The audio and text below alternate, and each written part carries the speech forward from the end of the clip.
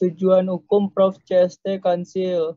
Hmm. Hukum bertujuan menjamin adanya kepastian hukum dalam masyarakat dan hukum itu harus pula bersendikan pada keadilan, yaitu asas-asas keadilan di masyarakat itu. Jadi tujuannya menjamin kepastian hukum yang bersendikan kepada adil atau asas-asas keadilan dalam masyarakat. Kamu pernah nggak merasa, Nando, kamu merasa tidak diberikan keadilan gitu? Pernah nggak merasa dalam lingkungan sekolah, dalam lingkungan keluarga, dalam lingkungan masyarakat gitu? Pernah nggak merasa? Atau merasa kamu saya sabar aja deh, adil aja kok gitu? Iya, Nando. Pernah nggak merasa kamu dicurangi begitu? Dan saya nggak merasakan dapat hak saya gitu, saya dicurangi gitu. Pernah nggak, Nando? Pernah di rumah. Contohnya di lingkungan mana? Rumah. Di rumah, di keluarga. Nah, tuh bayangkan orang tua sama anaknya aja kok bisa begitu. Maka kamu harus ngomong, kenapa Ma saya nggak seperti. Beri contoh, boleh nggak kamu kasih contoh biar kita bisa lihat ininya, kenyataannya. Nando. Awas ada mama di rumah, ntar mama marah. Skip. Dalam bidang apa? Uang jajan? Enggak. Apa? Oh, iya. Kerjaan rumah? Iya, kerjaan rumah. Hah? Rahasia? Kerjaan rumah. Kerjaan rumah. Pekerjaan rumah. Oh, pekerjaan rumah. Terus kamu dilimpahkan lebih banyak daripada yang lain, begitu? Iya. Sebenarnya itu mah toleransi aja. Mungkin yang lain lagi repot atau mungkin lagi belajar seperti itu. Tapi kamu merasa sedih ya? Hah? Iya. Agak.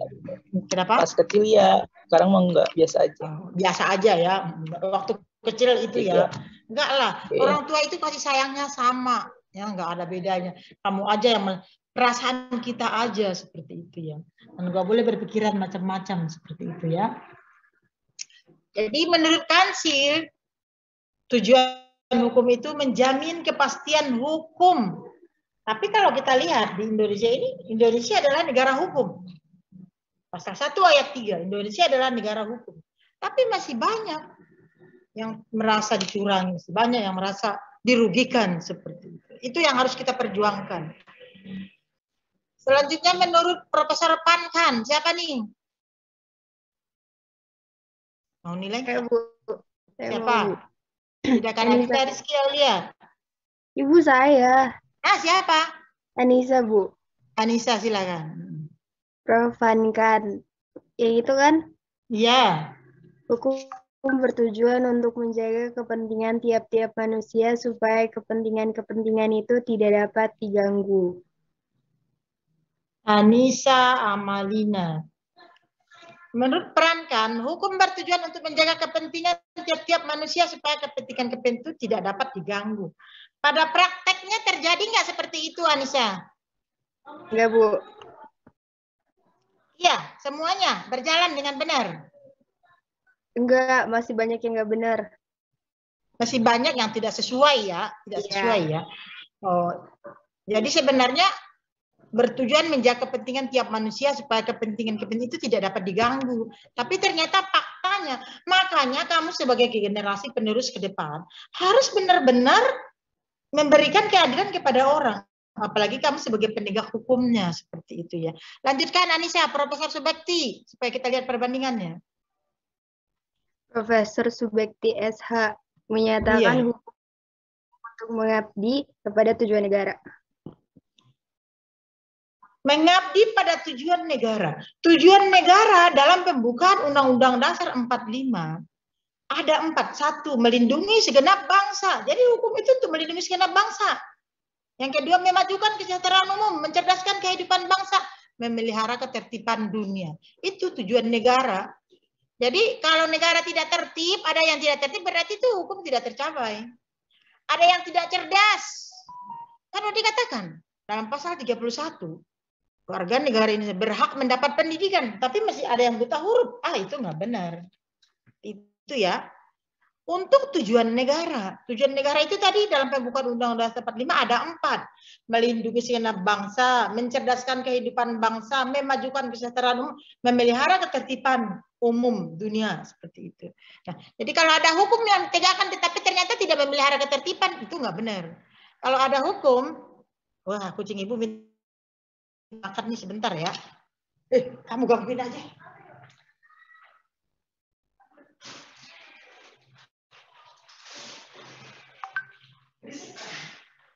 Itu udah.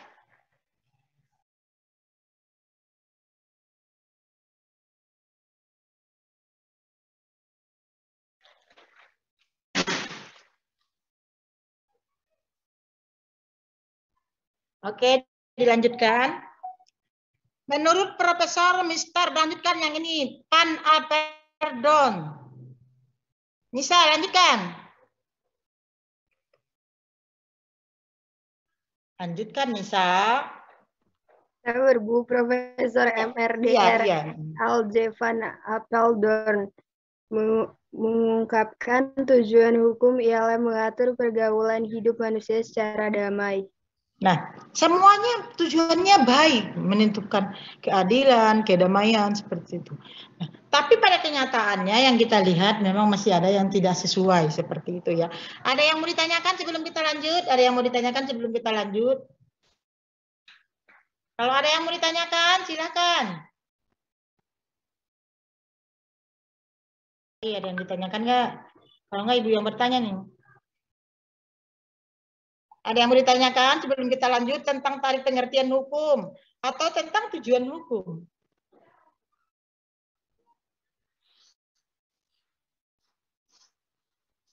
Ada?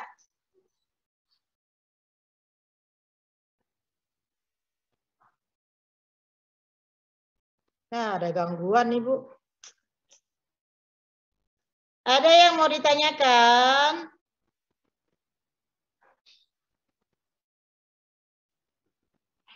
Ada enggak? Kalau enggak ada kita lanjut. Enggak ada, Bu. Biar cepat selesai. Ya, apa? Enggak ada. Siapa? Hah? Enggak ada yang Tidak ada. Enggak ada. Oh, enggak ada yang ditanyakan. Oke lah kalau begitu.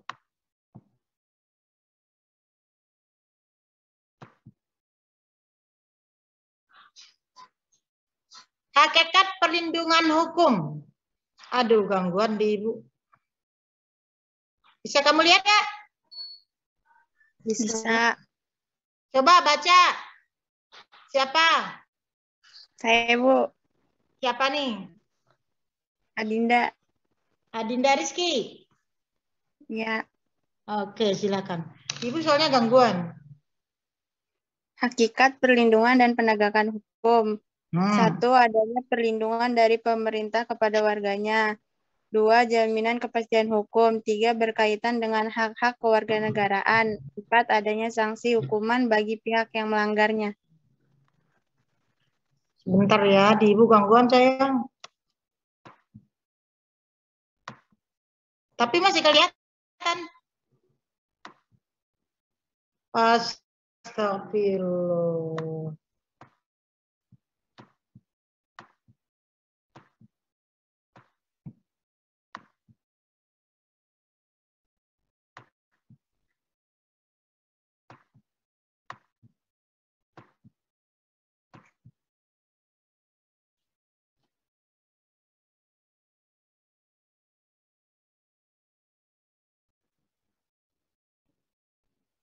Kamu buka Google Classroom-nya, soalnya ada gangguan. Coba Ibu coba lagi ya.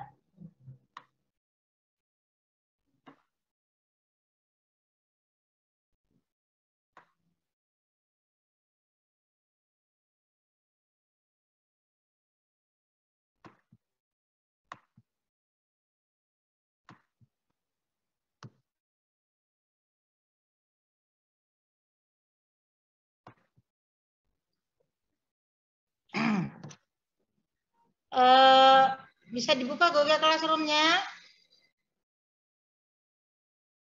Bisa dibuka enggak? Kelas berapa sih ini? 12 IPA 1, 12 IPA 2 sama aja.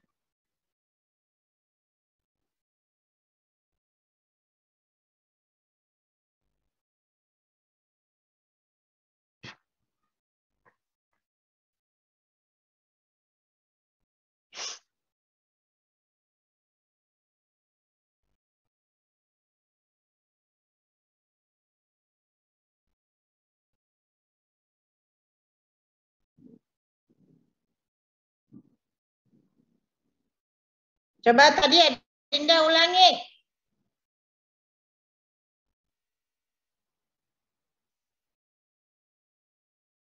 Hakikat perlindungan hukum. Di GCR nggak ada, Bu. Kamu nggak punya Google Classroom-nya? Enggak, yang kotak-kotaknya itu nggak ada tulisannya kalau di GCR. Oh iya, nanti mau Ibu benerin ya. Tadi di sini ada ya, di sini ya. Iya, tadi di sini ada. Oke, yang di bawahnya deh, konsep negara hukum. Pokoknya hakikat perlindungan hukum itu, di situ adalah supremasi hukum. Arti supremasi hukum, kekuasaan tertinggi ada pada, coba Ibu cek, bisa lagi nggak di-share ya? Biar yang lain bisa menjelaskan semuanya.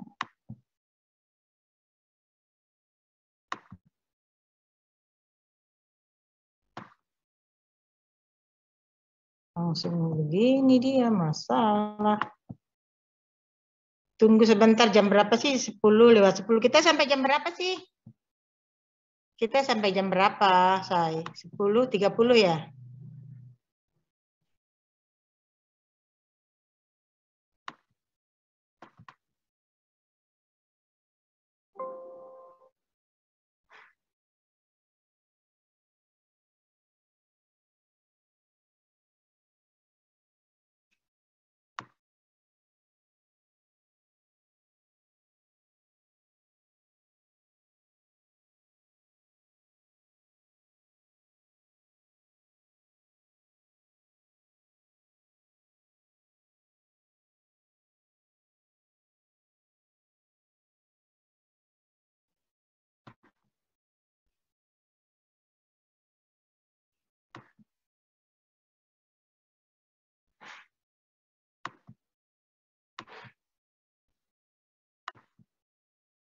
Oke, coba baca ulang lagi ya Dinda. Hakikat perlindungan hukum.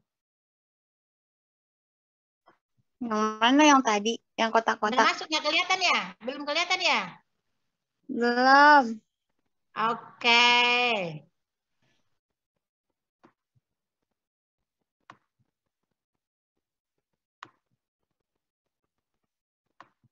Udah dong, belum?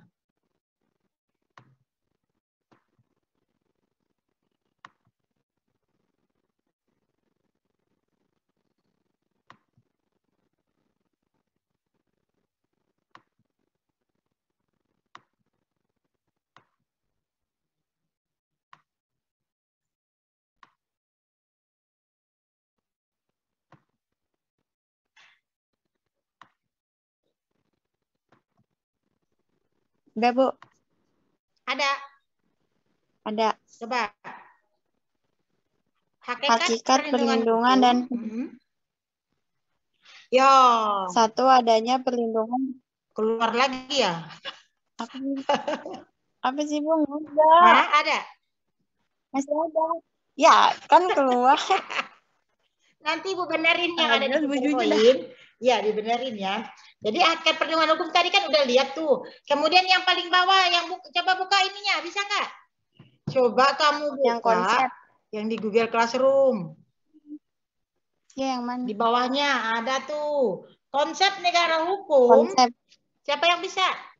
Konsep. Saya, Bu. Lanjut saya aja, Bu. Kan tadi saya belum. Konsep negara hukum bukan hanya Indonesia yang menganutnya, Inggris, Amerika Serikat. Konsep ini sudah dibahas sejak pemikir Yunani kuno seperti Plato dan Aristoteles, disebut dengan aliran Anglo-Saxon. Anglo-Saxon, begitu bacanya ya. Jadi Indonesia ini sebenarnya kan kita dijajah Eropa, dijajah Belanda maksudnya. Tapi kita dalam hukum, kita ikut alirannya Anglo-Saxon. Jadi aliran hukum itu ada dua, Eropa kontinental dan aliran Anglo-Saxon. Kita ikut yang aliran Anglo-Saxon. Anglo-Saxon itu alirannya di bawahnya. Tadi alirannya itu berdasarkan